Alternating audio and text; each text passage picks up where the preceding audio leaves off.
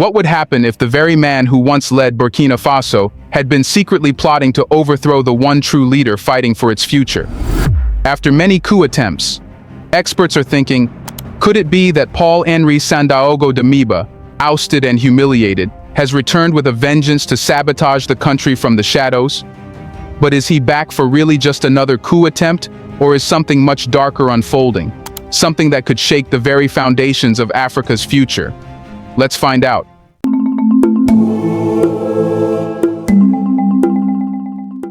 Paul-Henri Sandaogo Damiba, the former president of Burkina Faso, has been caught plotting to overthrow his successor, President Ibrahim Traoré. But this isn't just another coup. This is a high-stakes game that threatens to change the future of Africa. He isn't just taking revenge for the coup against him, but there is much more to it.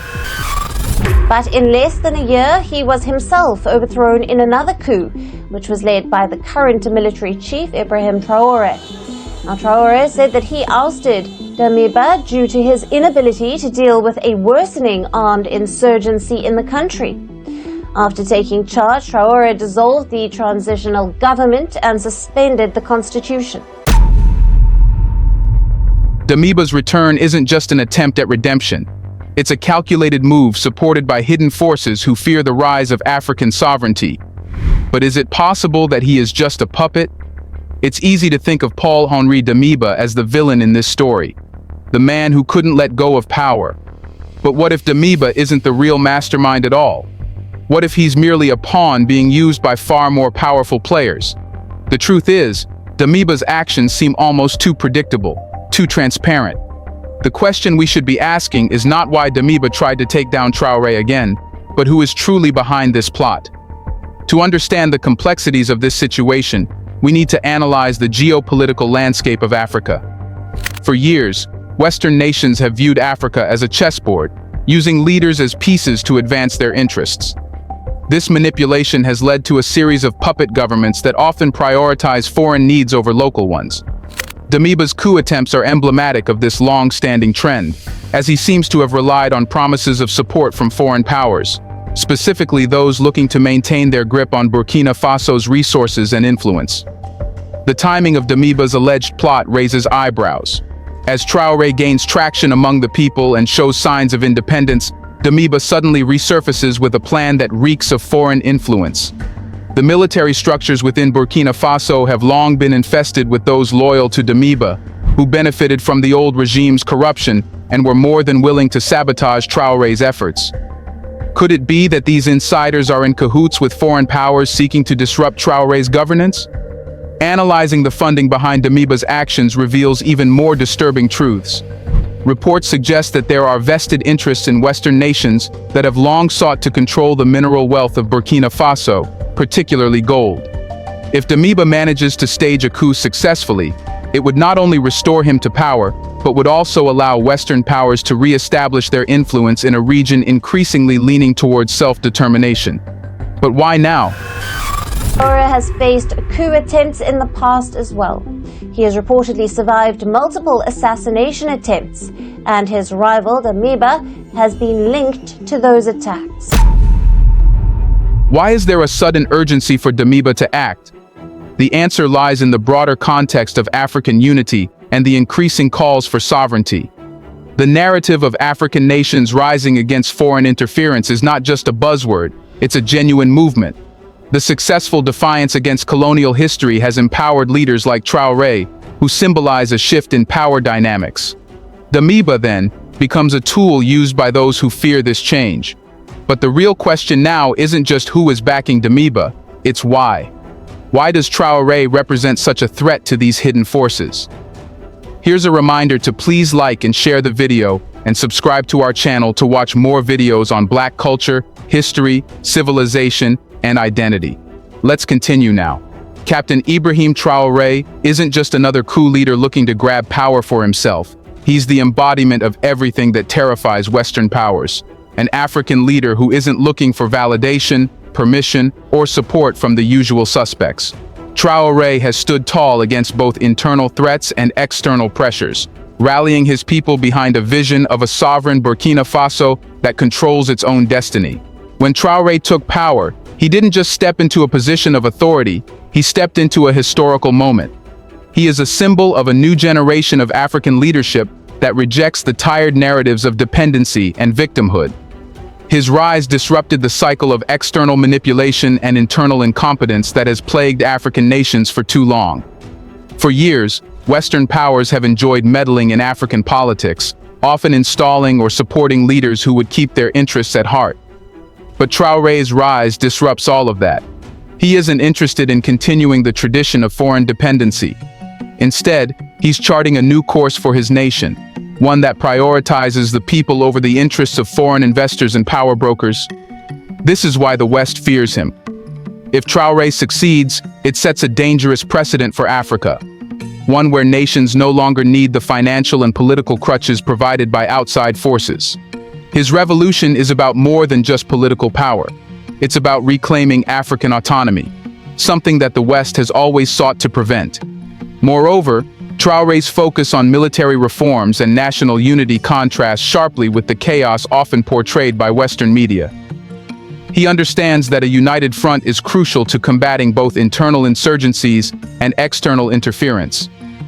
By fostering solidarity among the military and the citizenry, Traoré is laying the groundwork for a stable and self-reliant Burkina Faso. The West's anxiety isn't just about Traoré's potential to stabilize Burkina Faso, it's about his ability to inspire a wave of similar leadership across Africa. The last thing they want to see is a continent of empowered nations rejecting the old colonial ties and asserting their rights. Countries in Africa may start looking to Burkina Faso as a model for resistance and self-governance, and that is a scenario that sends shivers down the spines of many Western leaders. But Traoré's revolution isn't just about defying the West. He's also battling forces within his own country, forces that have long profited from instability. With the fight going on within, how deep does Damiba's influence run within Burkina Faso? And how much of a threat does he still pose to Traoré's leadership? While Traoré fights against the influence of foreign powers, he also faces a battle closer to home. Damiba's coup may have been foiled, but his supporters haven't disappeared. These are the same people who thrived under the old regime, enjoying power and privilege at the expense of the people. Damiba's coup attempt wasn't just about reclaiming power, it was about preserving the corrupt system that has kept Burkina Faso in turmoil for years. These forces are still at play within the military, the government, and even the economy. They've been waiting in the shadows, hoping for Traoré to slip up, ready to strike at the first sign of weakness. Damiba's failed coup wasn't just an act of desperation, it was a signal to his supporters that the fight wasn't over. What's particularly troubling is that Damiba's supporters aren't just a bunch of disgruntled soldiers. They are often intertwined with local businesses and political networks that have been profitable for years due to corruption. Their interests are threatened by Traoré's push for transparency and accountability. If Traoré succeeds in stabilizing the country and rooting out corruption, many of these individuals could find their influence waning. Moreover, the psychological impact of Damiba's previous leadership still lingers in the minds of many military personnel. Some may have been loyal to him out of fear, while others might have genuinely believed in his vision, albeit misguided. This creates a complex web of loyalty and suspicion that Traoré must navigate carefully. If he fails to win over these factions, he risks inciting further unrest and violence. One of Traoré's challenges is to build a military that not only serves the government, but serves the people. This requires addressing the grievances of soldiers who may feel disenfranchised and used as pawns in political games. It's a balancing act that requires strong leadership, clear communication, and an unwavering commitment to the principles of democracy. But what happens if Traoré succeeds? Imagine an Africa that no longer depends on foreign aid, foreign approval, or foreign influence to chart its course. Traoré represents this future. If he succeeds in stabilizing Burkina Faso, it won't just be a victory for his nation, it will be a rallying cry for the entire continent.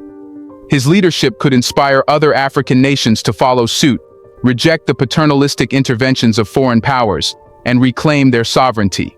This is the nightmare scenario for foreign powers. Traoré's success would demonstrate that Africa doesn't need the same systems and structures that have held it back for decades. The era of foreign puppets and dependency would be over, replaced by leaders who prioritize the needs of their people over the interests of foreign investors and political elites. Imagine other African nations looking to Burkina Faso as a beacon of hope, inspired by Traoré's defiance against the West. Could we see a wave of Pan-Africanism rise, with nations banding together to support one another and reject the old colonial narratives? This could lead to a new era of self-sufficiency, where African countries invest in each other rather than relying on external forces. But this won't be easy. The forces working against Traoré are powerful, deeply entrenched, and desperate to maintain control. If Burkina Faso can break free, the ripple effect across Africa could be monumental. Nations could begin to rise up, demanding more from their leaders, rejecting the old systems of governance, and asserting their right to self-determination. Moreover, the economic implications of such a shift are staggering.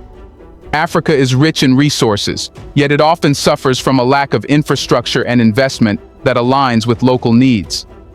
By rejecting foreign interference, nations like Burkina Faso could forge their own economic paths, focusing on sustainable development that benefits their citizens rather than enriching foreign corporations.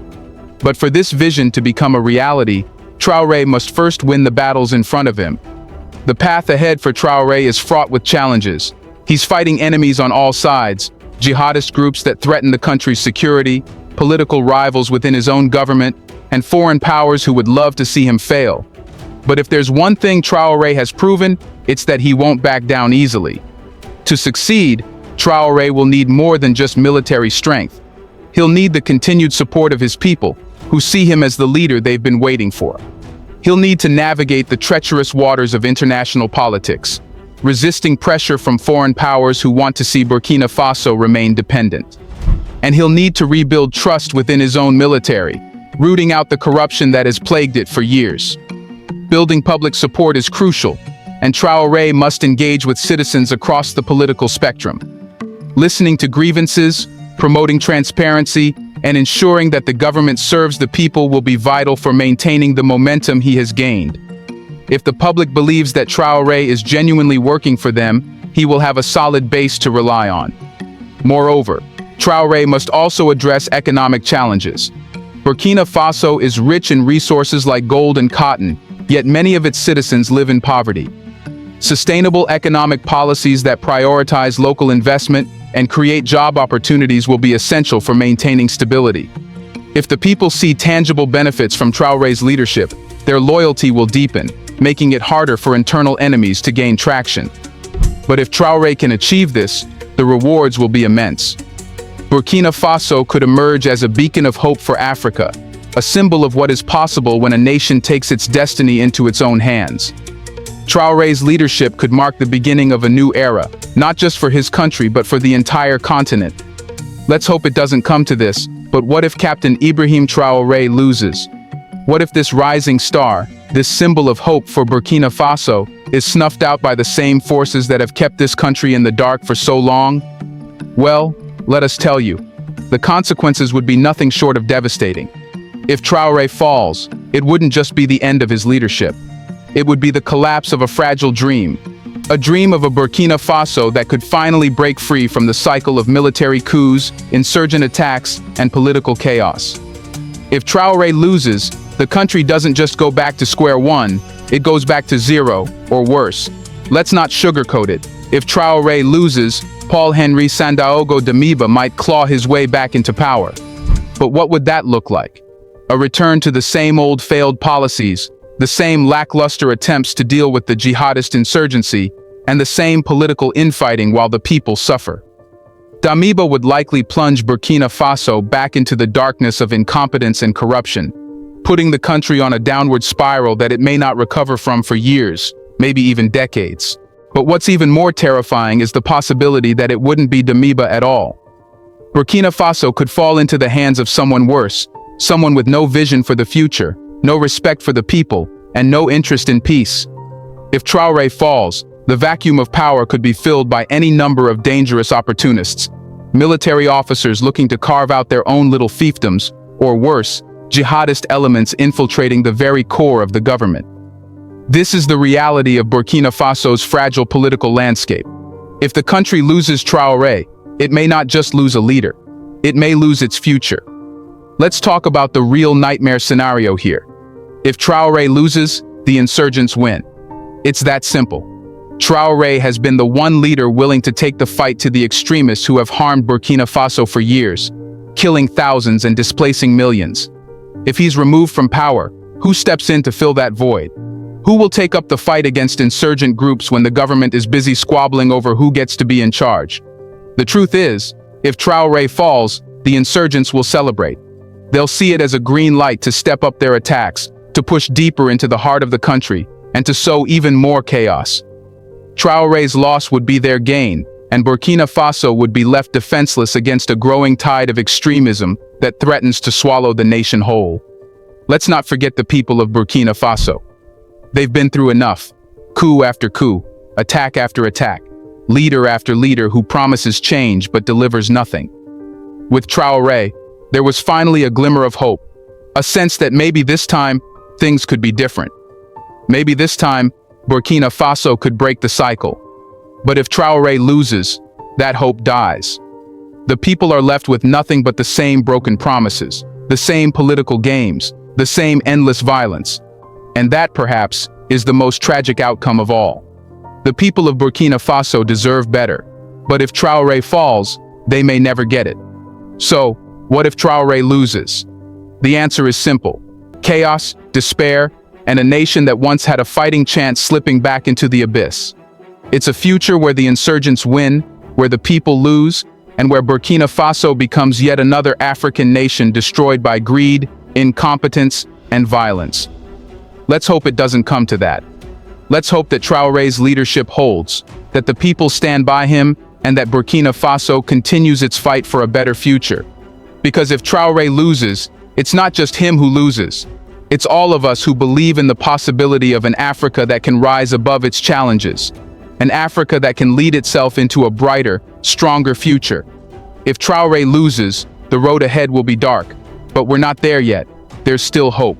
And for the sake of Burkina Faso, let's pray that hope wins. So to sum this up, Traoré isn't just leading Burkina Faso, he's leading a revolution. His fight against the forces that have kept Africa in chains for so long is far from over, but the path he's forging is one that could change the course of history. If Traoré succeeds, he won't just be remembered as a coup leader. He'll be remembered as the man who sparked a revolution for Africa's future. So now that we've uncovered the dark corners of this coup, how deep does the rabbit hole go? Could it be that Damiba was never really the mastermind, just another pawn in a larger game? Let us know in the comments section. If the West isn't behind this, why do they remain so silent? Why don't they even defend themselves? Do you want to watch more videos like this one? If so, subscribe to our channel and press the bell icon next to it. We have decided to bring videos on something nobody talks about: the Black culture, civilization, history, and evidence about how glorious Blacks have been. Thanks for watching, and until the next video, stay tuned.